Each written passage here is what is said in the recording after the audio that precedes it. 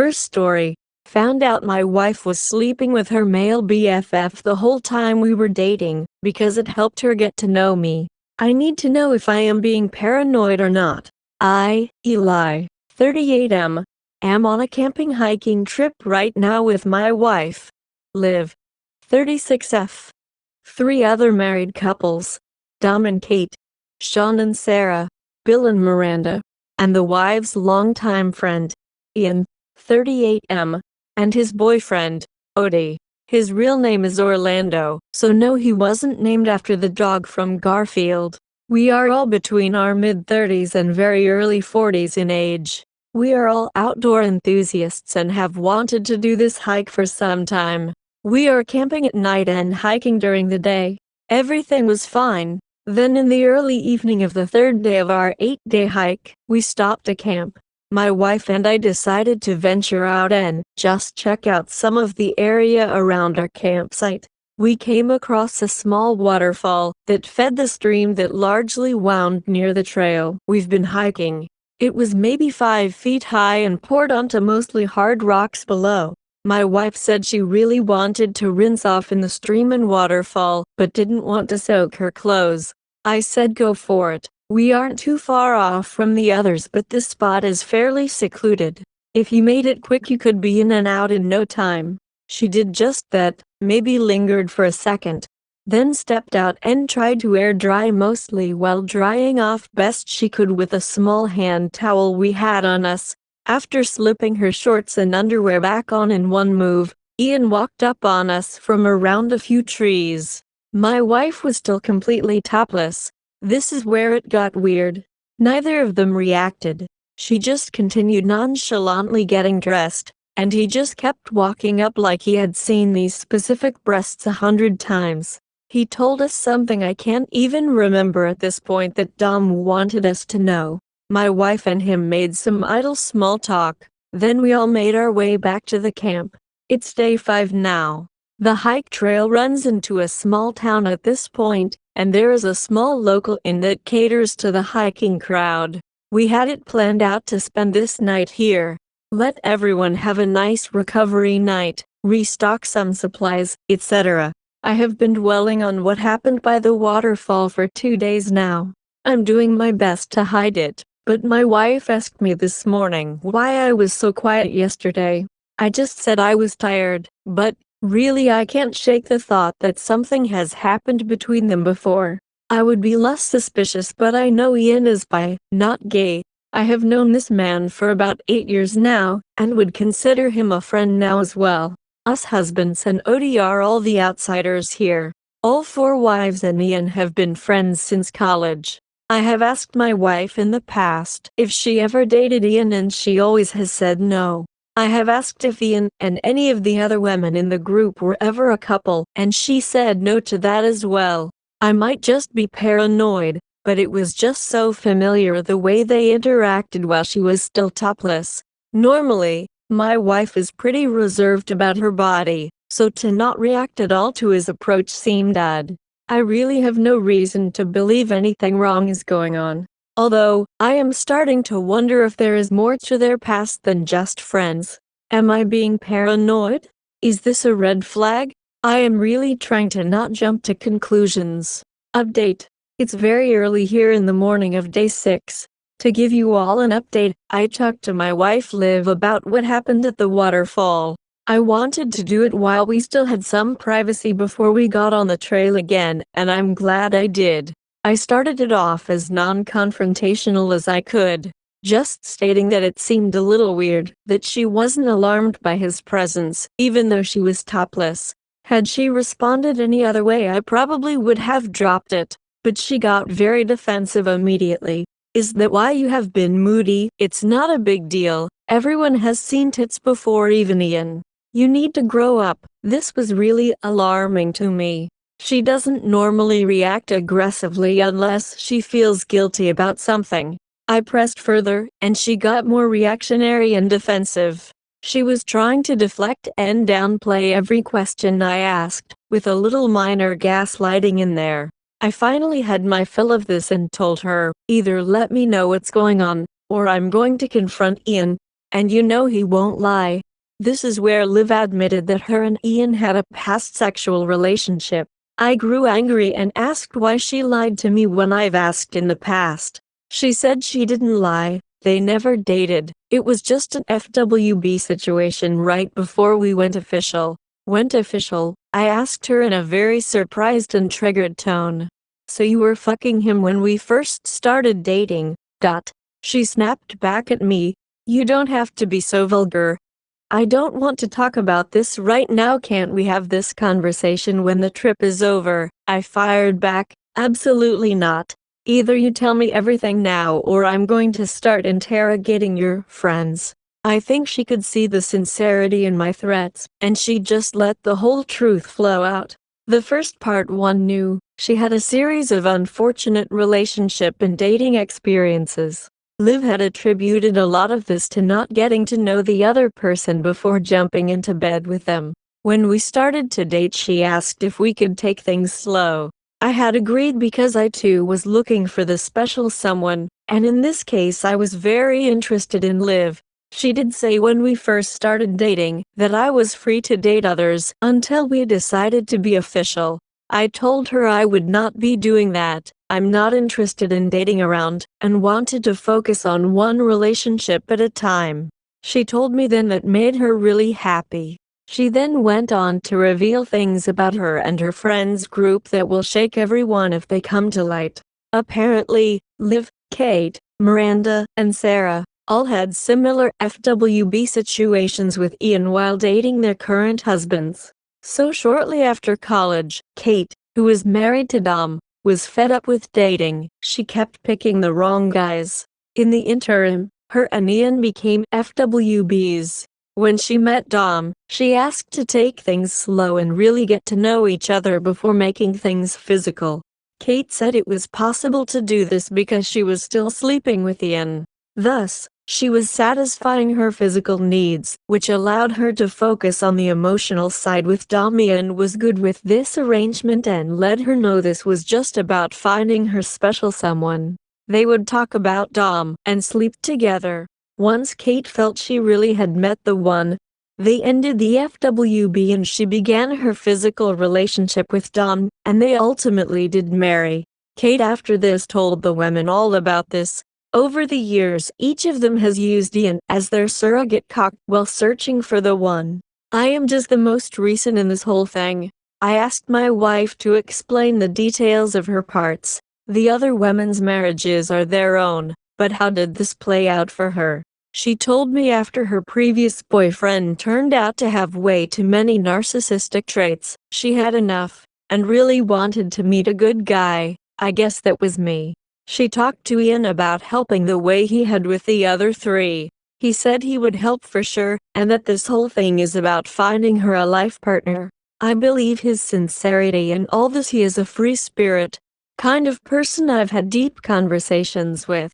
Kind of person who will help anyone with anything. We play golf together. He's been in my life since I started dating Liv.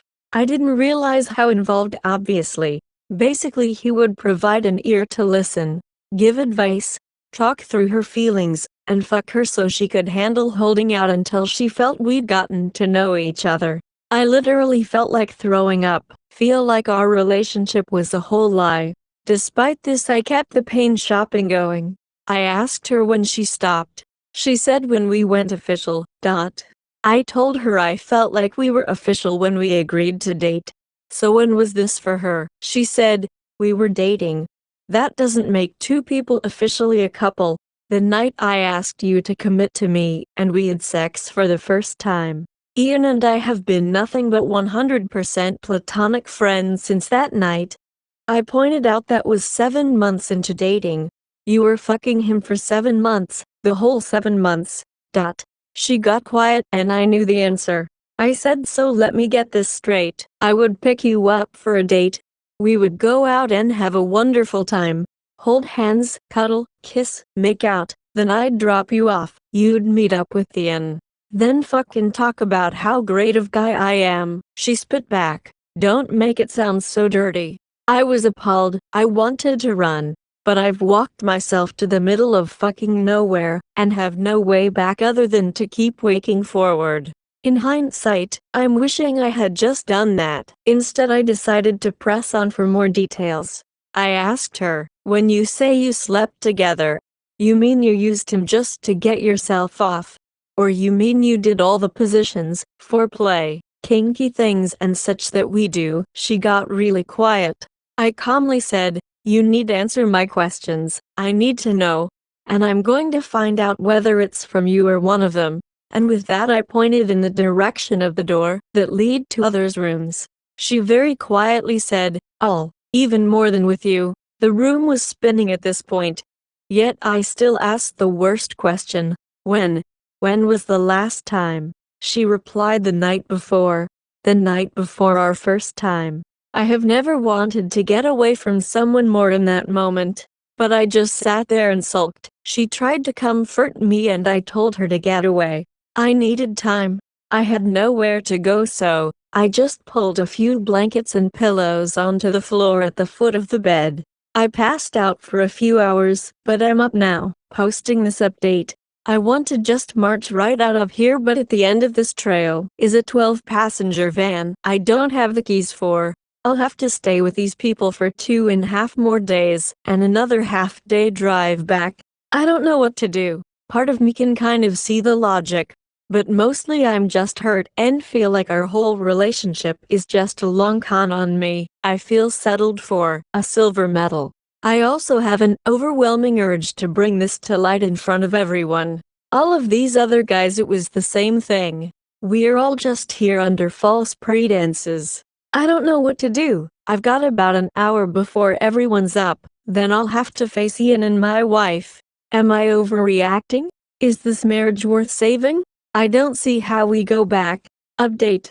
I am back in the comfort of my own home. Unfortunately, I and several others may be staring down the barrel of divorce. I was able to keep it together for the most part on day 6. Although I'm sure everyone knew something was wrong with me. I was very quiet and kept trying to push the pace to get back to the van. I assume at lunchtime was when Liv pulled Ian aside and filled him in on what I knew. At that point, Ian started trying to buddy up to me and talk. Even though I told him to leave me be, he persisted a few more times, until I finally snapped and told him to drop it in very assertive way. Liv then intervened and they both got the hint I needed more time to process. The next 24 hours went smooth enough. Everyone just kind of left me alone. However, after snapping at him, Ian had a total demeanor change. He went from his usual laid-back self to somewhat standoffish with everyone. Occasionally he would make little passive-aggressive comments. Nothing too obvious but definitely directed at me. We hit the night of the 7th day and set up camp. I had relaxed a little and was being a bit more social with everyone. We were sitting around the campfire and cooking up the last of our foods. People were just talking, joking, telling stories. Billy told everyone a long embarrassing story about himself from high school. It's a pretty funny story about him and his first girlfriend, and in it he acts like a pretty big idiot. When he was done he made some comment like, "I still can't believe I was ever that dumb." I still cringe thinking about it. After he said that, Ian popped off, "Well, at least you grew. Some people never man up and get over the past." He then looked right at me with the most condescending look. In that moment I had an out-of-body experience. I saw only red. The filter was gone. Reason was gone. It was on. You know, Ian, you're right. Sometimes we just got to man up and face the past head-on. At this point Liv tried interrupting, but I completely ignored her. "How about we address the fact you used to fuck all our wives while we were dating?" Even the insects got quiet when I said that. "Oh fellas, did you not know either?" "Yeah, while they were holding out on us to build a connection." I totally air quoted. Our future wives were using old Ian here as their human dildo. Dom and Billy looked confused and angry. Sean had a look on his face like he just walked in on his grandma masturbating. Just total train wreck shock. I wasn't done though. I turned to Dom. It was Kate that pioneered this amazing plan. She figured out the key to building a lasting relationship was to take things slow, get to know each other before jumping into bed. All you need to handle the urges is a bestie willing to blow your back out when you come home from your dates, all hot and bothered. Dom jumped in at this point. Fuck you, Eli. How do you know this? Oh, I just found out 2 days ago that when I'd take Liv out for shots, that wasn't going to be the only thing she was swallowing that night. At this point Liv lost it and she started screaming at me, "Why are you fucking doing this? You don't need." But she got cut off when Sean popped up. It's true, it's all true. Everyone got quiet and looked at him. I've known since we were dating. I didn't find out it was everyone else too, until after we were married. I'm sorry, Eli. I could have warned. Billy, I swear I didn't know it was you two back then. Billy had this immense look of dread on his face. Sean. We used to double date Miranda and Sarah. A couple times we went out and then dropped them off at Ian's afterwards. Does that mean they, Sean just looked at him and nodded. I immediately turned to Ian. Two at once. You fucking hound dog you. Then I howled like a wolf, which in hindsight is really embarrassing but at the time I thought was hilarious. Arguments were breaking out between the couples all over when an audible gasp and whimper drew everyone's attention. Odie was sitting there with heavy tears rolling down his face. He looked at Ian. Lies, more lies, it never ends. No matter what I forgive. No matter how many times I take you back. You always do this to me. He then slapped him and turned and took off down the trail. Ian ran after him. The other three couples grumbled under their breaths at each other, then each started off in separate directions. I stood by the fire feeling triumphant. Liv walked up to me and said, "I hope you're happy." I quickly looked her in the eye and said, "I've never been more fucking happy with myself in my whole life. I'm 80-20 for divorce right now. I recommend leaving me be until we are home, unpacked, showered and fed, because the only thing you are going to accomplish before then is getting me turned that to 100. At that point she turned and went into our tent. The next day was the most awkward 7 hours of my life. Between the morning pack-up, hike to the van, loading up and 4.5-hour drive home, maybe 19 words were said in total. I'm sitting in my bathroom freshly showered. I'm going to go eat some chicken nugs, drink 3 Dr. Peppers, and then talk to my wife. I don't know where we are going from here, or where anyone else is going to end up, but I know it's not going to be pretty any which way. Update. It's been 4 weeks since we got back from the trip. Everything, everywhere has seemingly imploded. Dom and Kate are getting a divorce. They've been together the longest of all of us couples and have a 10-year-old son. Dom took the revelation extremely hard. On top of them being together the longest, he had the longest courting period at 9 months. It's been a hard pill for him to swallow because he recalls they didn't really take the step to being intimate until he started to question whether he wanted to stay in the relationship. Now that he knows the truth, no matter what Kate tells him, he will always believe the time was so long, because she didn't want to stop being with Ian. I sat down with Sean and had a few beers one night. We have been pretty good friends over the years, even if we only met through our wives. Sean said Sarah had been upfront with him. When they started dating she said she wanted to wait at least 3 months before having sex, but also told him she would still be meeting with her FWB. Sean really liked her, but also informed her that he was only casually dating until he knew, and Sarah said she was fine with that as well. So unlike the rest of us adults, Sean was also getting his during this time. Granted, he was the only one of us gifted transparent choice. 2 weeks before the 3 months was up, and after a few double dates with Billy and Miranda, Sean realized he was falling for Sarah and said he wanted her exclusively. She scrapped the 3-month minimum, and they were intimate the first time that very night and have never looked back. Both made each other completely aware of the other's exploits during this period immediately. The honesty seems to have gone a long way. As Sean told me, they did have a small fight, But it was only because Sarah thought they should have excused themselves from the whole campfire fiasco, instead of chiming in at all. All in all, they are doing well as a couple. Thanks to Sean. I also have an update on Billy and Miranda.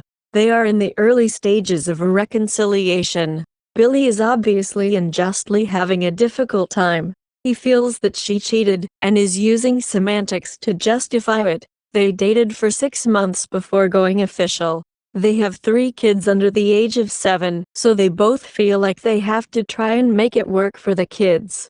Billy's biggest struggle is distinctly remembering dropping off Miranda and Sarah at Ian's on 2 separate occasions. Knowing she went out with him while having a threesome planned has him a shell of his former self. Apparently Miranda has tried to tell him that only one of those times did they do anything, and it wasn't really threesome, more like a reverse train. Again, semantics to justify. Sean tells me that Miranda is telling the truth, as Sarah was the other party in this and confirmed it wasn't a real 3-way, but honestly, does that really matter? Ian reached out to me to apologize. I told him to fuck himself and then blocked him. Odie reached out as well. I guess my revelation was the last straw. We actually conversed quite a bit over the course of a week, even though we were only really friendly acquaintances before. Turns out Ian and Odie have been on again off again for 15 years. While Ian portrays this laid-back, selfless image everywhere he goes, Odie knows him to be extremely self-centered and manipulative. He often breaks up with Odie for short periods of time, or says they're on a break, so he can do what he wants because he's not a cheater, only to come crawling back once he's had his fun. Thinking back, Odie realizes that at least 2 of these breaks coincide with these dating setups. However, Odie feels the worst for tolerating it for so long and allowing Ian chance after chance. He says this was it. He's moving back to Santa Barbara and leaving Ian and the cold-ass Midwest behind for good. As for me and Liv, we had the longest conversation despite being exhausted upon returning from the hike. I told her up front I wasn't interested in arguing, or debating or anything like that. I told her, tell me everything you want to tell me, I won't interrupt, I won't ask questions until you're done. Then I want the exact same courtesy. She agreed. It was all apologize and justify. She would admit it was wrong to do, then give a reason why it was okay, or point to a positive outcome. She did express that she was very hurt and upset with how I went off at the campsite, but did acknowledge that Ian deserved just as much blame, since he wouldn't stop poking the bear. When she was done, she asked if I had any questions for her and I said no. I then began. I told her our entire relationship is built on false pretenses. I acknowledged the logical part of my brain, can see where she was coming from and why she tried the whole ENFWB thing. Your 3 best friends did this and all landed great husbands before you. But on some level all 4 of you had to know it was wrong to start a relationship like this.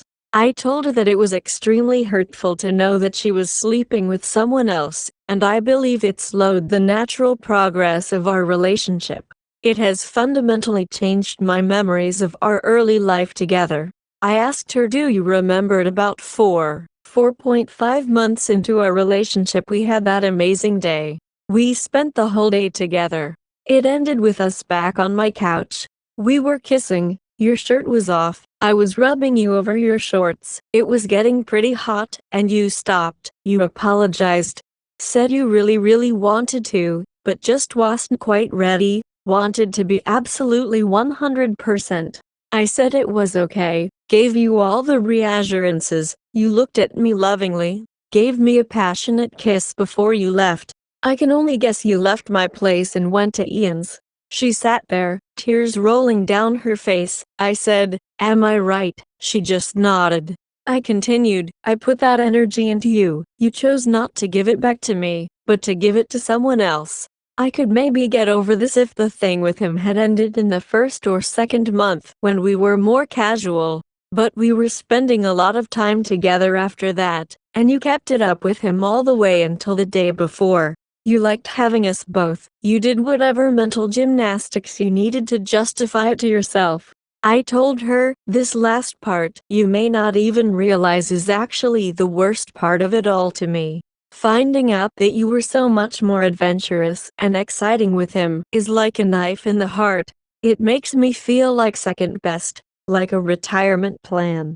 Settled for, that I am just good enough. She interjected there and began telling me no, it's not like that, she loves me, he was just sex, it wasn't real. That's how it is when they don't matter, it's easier to be loose and wild then, and so on.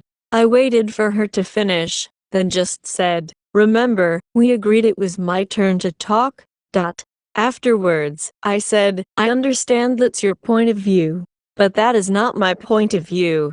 As your husband, I feel like it's my duty to give you the most and the best of my energy, my emotional energy, my physical energy, my mental energy, my sexual energy, and so on.